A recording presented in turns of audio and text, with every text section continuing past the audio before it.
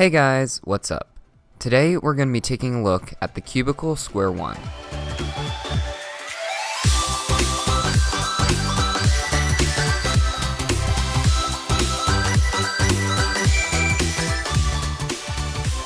The Cubicle Square-1 comes in at $24, which is twice as much money as a regular Qi will cost you. However, there are many different services that have been done to this cube that may make that cost worth it for you, which we'll go over in a bit. Getting the specs out of the way, this cube measures in at 55mm across and weighs around 96 grams. It comes with your choice of sticker shades and also has a nice Cubicle logo on the side of the cube. The turning on this cube is fantastic. It's super fast and smooth and has a tactile feedback when slicing that I really enjoy. I had a regular Qi Square-1 for a while before I got this one, and I enjoy turning this one far more for a variety of reasons. First of all, it's faster. The Qi has a fairly speedy slice layer, but the U and D layers were quite slow for my preference. The Cubicle Square-1 has improved this quite a bit. Another thing I enjoy much more about the Cubicle Square-1 is that it's far more stable than the original Qi. The Qi had a major problem where oftentimes the edges would pop up in the middle of an algorithm, making turning much more difficult. Sometimes they would also pop out completely, and sometimes the caps would just fall off.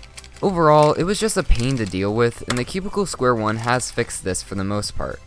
I have experienced 2 to 3 pops on this cube in the time I've had it, but that's over about 500 solves, so it's not nearly as big of a deal as before, especially since the problem with the edges sticking up during solves has been completely fixed. Corner cutting isn't really relevant on Square-1, but I suppose it's worth mentioning that this cube does offer a little bit of forgiveness when solving in both the forward direction and the reverse direction. However, this is the same as with the original Qi, so no improvement has been made in this specific area. So now, let's really quickly talk about why the Cubicle Square-1 does have so many improvements over the regular Qi.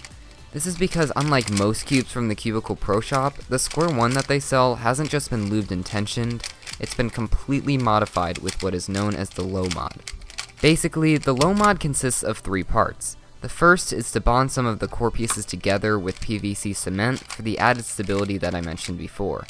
Secondly, you swap out the original Qi Square-1 spring for the Shengshell spring, and finally, you replace the original nylon nut and screw with more durable pieces. I'm not going to go into much detail about this mod here, but I'll leave some links in the description for more info on the modification as well as a tutorial for how to complete it yourself. Overall, this cube is excellent. It gave me a renewed interest in Square-1 as an event and helped me to drop my times considerably.